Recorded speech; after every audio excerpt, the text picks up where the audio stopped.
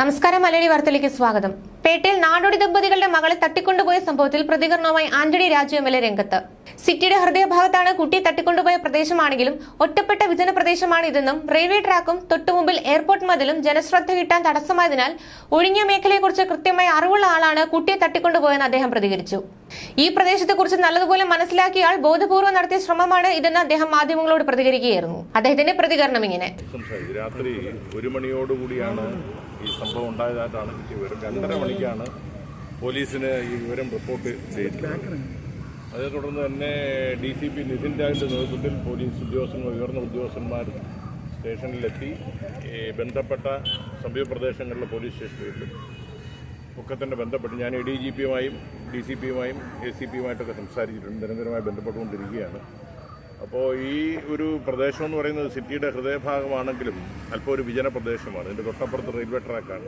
അതിനപ്പുറത്ത് റോഡ് കഴിഞ്ഞാൽ നേരെ എയർപോർട്ടിൻ്റെ മതിലാണ്. അതുകൊണ്ട് ജനങ്ങളുടെ ശ്രദ്ധ അങ്ങനെ ഇതിൻ്റെ അടുത്താരും താമസമില്ല. അപ്പോൾ ഒരു ഒഴിഞ്ഞ പ്രദേശം എന്നുള്ള നിലയ്ക്ക് ഇത് ബോധപൂർവം തട്ടിക്കൊണ്ടുപോകാൻ പ്ലാൻ ചെയ്ത് തട്ടിക്കൊണ്ടുപോകാനാണെങ്കിൽ അത് ഈ പ്രദേശത്തെക്കുറിച്ചും നല്ലവണ്ണം മനസ്സിലാക്കിയിട്ടുള്ള ആളുകൾ ആരെങ്കിലും തന്നെ ആയിരിക്കുന്നത് ചെയ്തിട്ടുള്ളത്.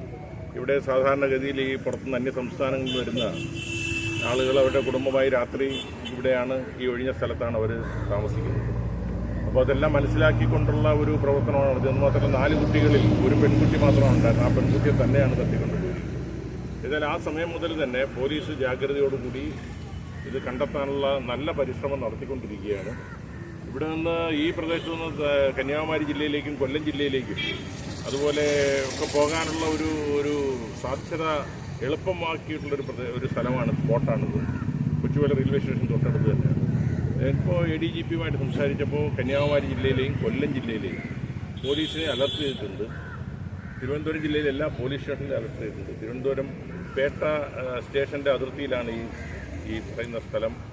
അതുകൊണ്ട് തന്നെ വിവിധ ഗ്രൂപ്പുകളായി തിരിഞ്ഞ് 8ഓളം ഗ്രൂപ്പുകളായി തിരിഞ്ഞ് പോലീസിൻ്റെ സ്പെഷ്യൽ ബ്രാഞ്ച് ഉൾപ്പെടെയുള്ള ഷാഡോ പോലീസ് ഉൾപ്പെടെയുള്ള എല്ലാ വിഭാഗവും പരിസര പ്രദേശങ്ങളെല്ലാം അരിച്ചു പറക്കുന്നുണ്ട്. ജനങ്ങളും നല്ല ജാഗ്രതയോടെ അന്വേഷണത്തിൽ ഏർപ്പെട്ടിട്ടുണ്ട്. മാധ്യമങ്ങളുടെ നിരന്തരമായ ഇടപെടലുകളും അവരുടെ ഒരു പ്രചരണവും ഈ കാര്യത്തിൽ അന്വേഷണത്തെ അല്ലെങ്കിൽ കുട്ടിയെ കണ്ടെത്താൻ ഏറെ സഹായിക്കുമെന്നുള്ള കാര്യത്തിൽ സംശയമില്ല. ഏതായാലും ജനങ്ങളുടെ പൊതുജന ശ്രദ്ധ നല്ലവണ്ണം പിടിച്ചുപറ്റുകയും ആളുകൾ ജാഗ്രതയോടെ ഇത് നിരീക്ഷിക്കുകയും ചെയ്യുന്നതുകൊണ്ട് തന്നെ പരസ്യമായിട്ട് ആ കുട്ടിയെ ഈ വാർത്തകൾ വന്നതിന് ശേഷം എങ്ങോട്ടെങ്കിലും കൊണ്ടുപോകാൻ സാധ്യതയില്ല, എവിടെയെങ്കിലും ഒളിപ്പിച്ച് വെച്ചിരിക്കാനാണ് സാധ്യത. ഇതെല്ലാം സാധ്യതകളാണ്. ഒരു പഴുതുകളും എല്ലാ പഴുതുകളും അടച്ചുള്ള അന്വേഷണമാണ് നടത്തുന്നത്. മുൻവിധിയോടെ എല്ലാ അന്വേഷണം നടത്തുന്നത്. എല്ലാ അഭിപ്രായങ്ങൾ പലയിടത്തും കിട്ടുന്നുണ്ട്. പക്ഷേ അങ്ങനെ ഏതെങ്കിലും ഒരു അന്വേഷണത്തെ ഒരു അഭിപ്രായം കേട്ടുകൊണ്ട് ആ ഭാഗത്തേക്ക് മാത്രമല്ല അന്വേഷണം നടത്തുന്നത്. ഞാൻ മനസ്സിലാക്കിയെടുത്തോളം എല്ലാ ശാസ്ത്ര സാങ്കേതിക വിദ്യകളുടെ എല്ലാ